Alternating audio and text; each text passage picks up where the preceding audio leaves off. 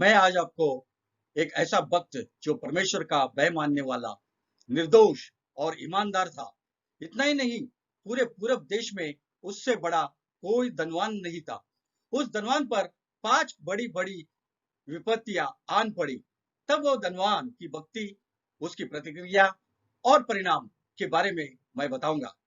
मैं Moses Samuel ये विश्वास से कहता हूं कि आप इस धनवान के भक्ति और उसके परिणाम के बारे में सुनोगे तो आपके जीवन में ऐसा परिवर्तन आएगा और संपूर्णता से आपका जीवन बदल जाएगा। उस धनवान को पवित्र शास्त्र में अयुब कहते हैं। अयुब का 7 बेटे थे और 3 बेटियां थी। 7,000 भेड़ बकरियां, 3,000 ऊंट, 500 जोड़ी बैल, 500 जोड़ी गधिया और बहुत सारे सेवक और संपत्ति थी।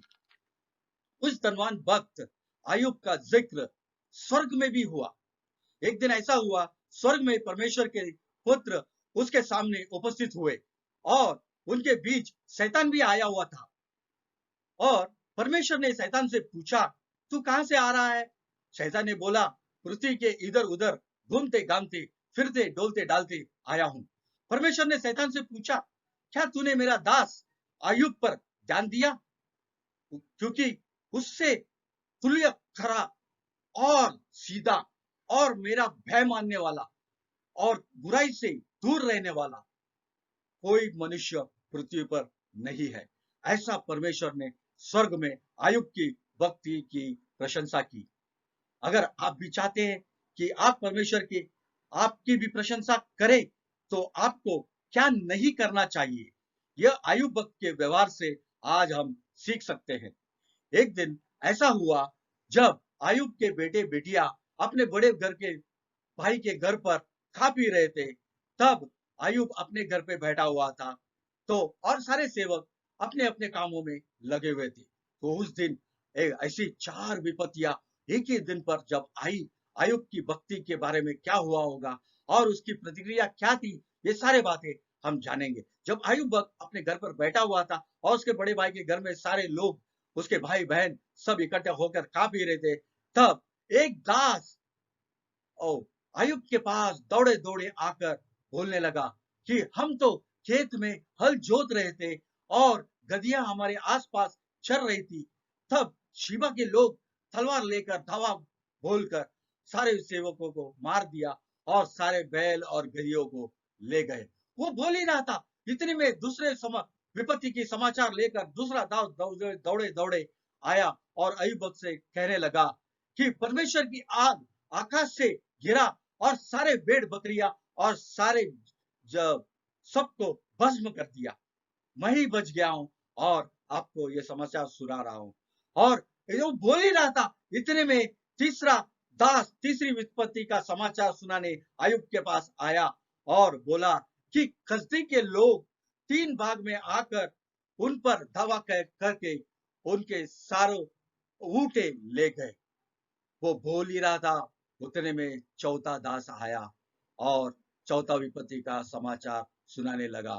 अय्यूब भक्त से कहने लगा कि तेरे बेटे और बेटियां बड़े भाई के घर पर खा पी रहे थे और जंगल से प्रचंड वायु चली और उस घर पर के चारों कोनों को ऐसा झोंका मारा कि घर जवानों पर गिरा और वे सारे जवान मर गए। ये 4 विपत्तियां सुनने के बाद अय्यूब भक्त का क्या हुआ होगा, आइए हम जानेंगे आगे। लेकिन अगर हमारे जीवन में जब छोटी सी विपत्ति आती है और छोटा सा नुकसान होता है, हमारे प्रति क्या क्रिया हो सकती है? हम तो सीधे सीधे परमेश्वर आरोप लगाते हैं और परमेश्वर को ये पर फुड़फुड़ाने लग जाते हैं और सीधे सीधे हम बिना सोचे समझे उस पर दोष लगाते हैं। लेकिन अय्यूब भक्त ने जो किया, ये सुनकर आप अचंभित हो जाओगे। देखिए पवित्र शास्त्र में अय्यूब की किताब उसके पहला अध्याय और 20वें पद में ऐसा लिखा है, तब अय्यूब उठा और भागा और अपने कपड़े फाड़ कर सिर मुड़वा कर भूमि पर गिरा और दंडवत करके कहा, परमेश्वर का धन्य हो।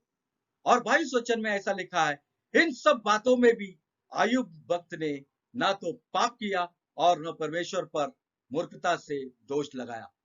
अय्यूब भक्त ने तो ऐसा नहीं किया जैसा हम करते हैं।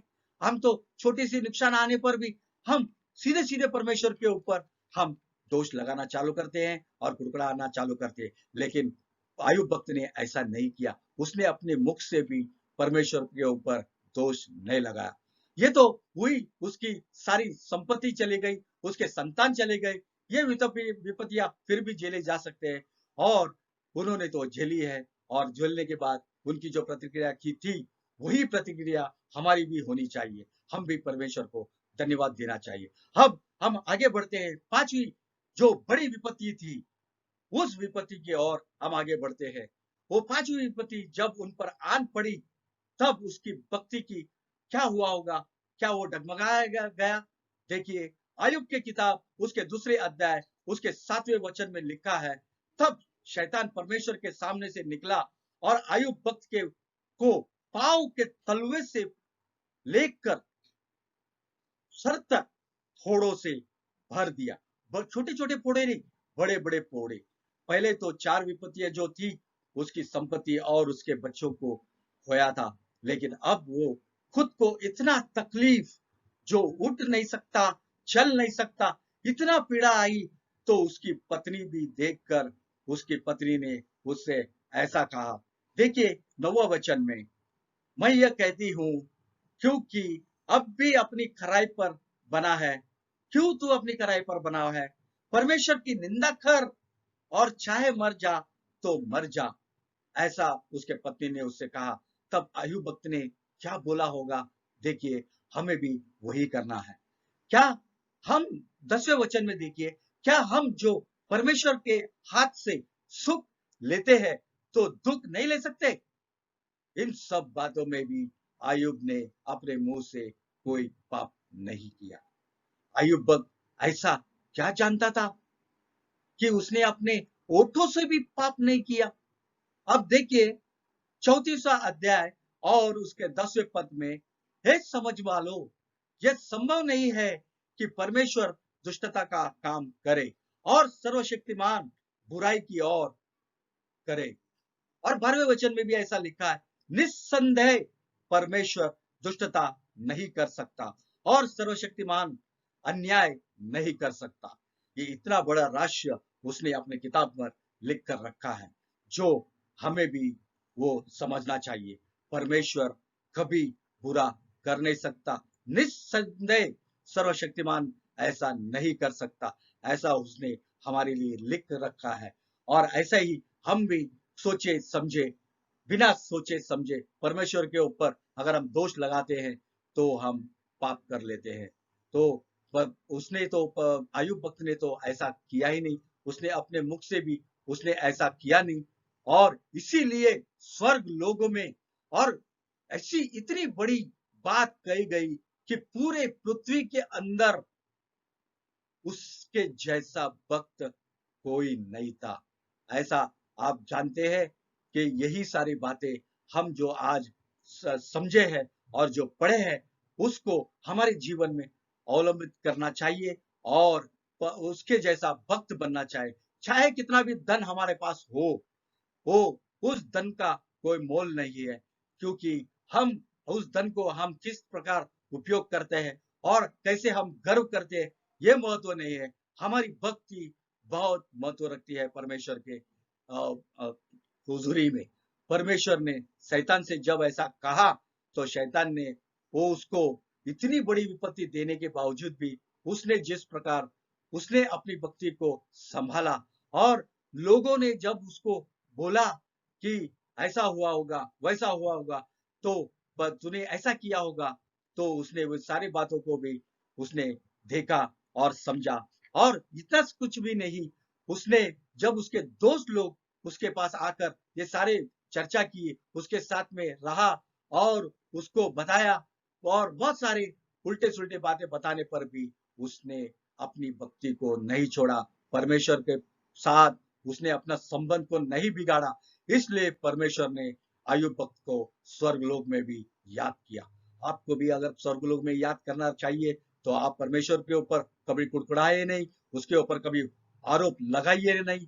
ऐसा अगर हम करते हैं, जो आज हमने सीखा है, हमारे जीवन में हम अवलंबन कर कर उसके ऊपर अमल करके जब हम चलते हैं, निश्चित रूप से परमेश्वर आपको भी उस स्वर्ग लोक में याद करेंगे। और वो इतना ही नहीं, वो सारे बातें जो अय्यूब भक्त को उसने दिया, जो हम देखेंगे, तो आखिरी अध्याय में जब हम पढ़ते हैं, तो उस अध्याय में जो उसने खोया था, उसका दुगना भाग परमेश्वर ने उसे दिया। तो ऐसा ही अगर हमें हमारे जीवन में कुछ खोते हैं, तो हमें कुड़कुड़ाना नहीं चाहिए, और हमें यह विश्वास होना चाहिए कि हमें दुगने रीति से हमें परमेश्वर आशीष करेगा। परमेश्वर बुरा करने वाला नहीं है, ऐसा आज हमने जान लिया। इसलिए परमेश्वर के ऊपर कभी हम दोष नहीं लगाना चाहिए। ये इतनी राज की बात जब हमें आज पता चली है, इसके बाद आज से हम इस बातों को हमारे जीवन में हम उसे अमल करना चाहिए, ऐसा मैं आप लोगों से आग्रह करता हूं और विनती करता हूं।